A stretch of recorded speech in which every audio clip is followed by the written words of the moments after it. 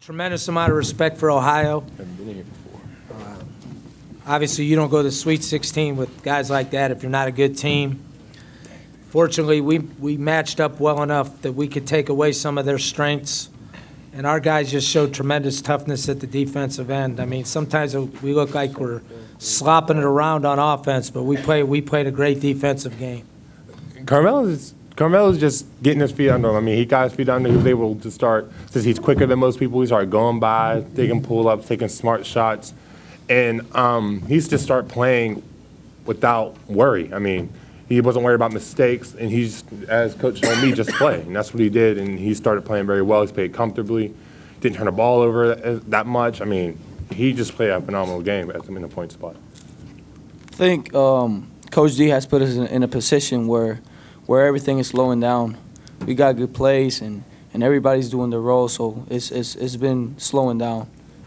Let's just say after losing the guy who has run our offense on the court, I mean, I really don't know a lot of coaches that can do that in a week. I mean, he lost a crucial part of our working gear. I mean, working car. We lost a crucial piece, and for him to check out his game plan and talk to his coaches and find out alternatives to keep the car still rolling. I mean, that's nothing short of phenomenal, honestly. I mean, they started missing shots. They got desperate. We started playing really good defense, and you could see it in their faces. Their coach, he did a great job. When they took DJ Cooper out, that's when we really went and played great defense, got great stops, scored the ball. I'm just happy about the win. This MVP of the tournament really doesn't mean nothing. Maybe 20 years from now it might mean something. But right now I'm just happy we won and we moving on to the NCAA tournament. I mean, I feel like I'm a versatile defender, so I mean I feel like I can get the job done. He wouldn't put me out there on him if he didn't feel like I could do the job also. I'm trying to win the NCAA tournament, honestly. I feel like there's nothing that can stop us. I mean, you've seen the adversity we had to hit a week ago with losing our starting point guard, and we were still able to do what we need to do to get out wins. And that's what I feel like in the tournament, that's what we're going to do.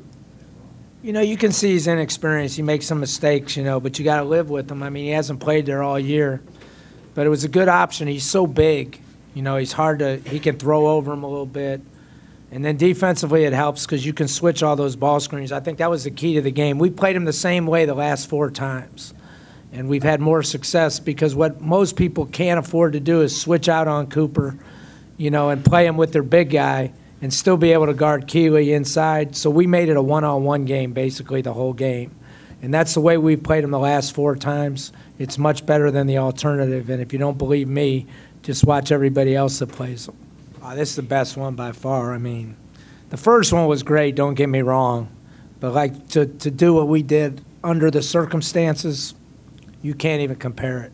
It just is an unbelievable tribute to our players. I mean, it was a total team effort from, you know, our trainer to our strength coach to our athletic director to our sports psychologist.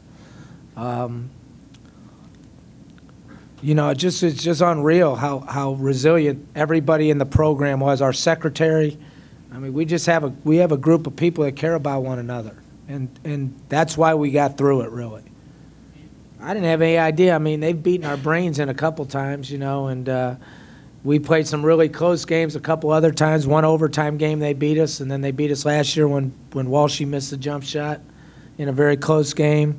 We beat them twice this year. I thought, you know, the 2 games we beat them, they tired.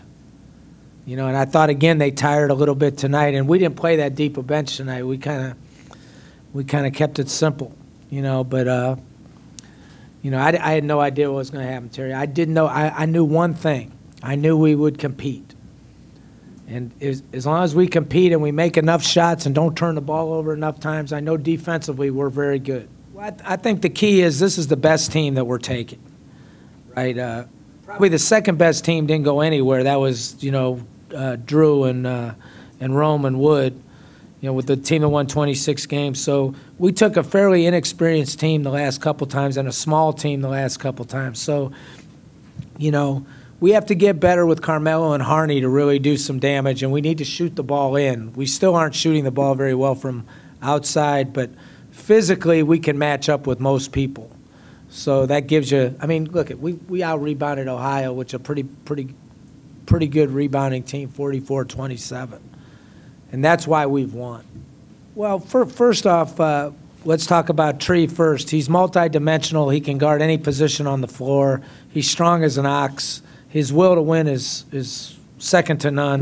And then you have Zeke, who, he just affects the game. Like early in the game, they got a bunch over him. He was a little bit not right. And, they got some over him, probably a little fresher. But late in the game, they couldn't get anything over him. So we'll never have another Zeke Marshall. I'm sorry. There's just not many. It's just kind of like when I had LeBron. I'm never going to coach another LeBron. That's just a freak. So we're never going to have a guy quite like Zeke, but we'll always build our team on defense. So it may be different. Like we kind of run everybody into Zeke now. Down the line, we'll probably not do as much of that. So that's why we can compete, because we can play at the defensive end. It's kind of like I told our radio guys. It's kind of like, hey, we're going to run it 3 times up the middle and maybe on third down pass it and rely on our defense to win games. And that's pretty much what we do. Now, a little better today than yesterday. I had a hard time yesterday, really. I thought, I thought just the residue from the other thing really still affected me. I was just so proud of how our guys battled back in the last 4 minutes. But tonight I just sniffed that NCAA tournament, that's all. So I wasn't really that emotional. Well, I think first and foremost, our school and our athletic department, our athletic director have put money in the program. Look, if you don't feed your family, they don't grow. And we put money into our program, and it's our opportunity still to take another step. We got to continue to put money in the program, which I know Tom will, and we'll fight for. And I got a big mouth now. This is my school where I went, where my mother was a professor, and I won't accept anything except greatness. And when I level off, I'm going to quit. So, we got to jump through that window that's open right now and try to take that next step. And that starts with recruiting. I think the other thing is we have stability in our program. We've lost guys like Shaka Smart, Lamont Paris, and Jeff Bowles, but we've also kept, Terry Wygant, Rick McFadden, and Charles Thomas played for us. So all these guys have played for us. So we have a very unique situation that most people don't have. Most of the time, coaches leave. I'm too damn old to leave, right? And this is where all my friends and family are. So, that helps you.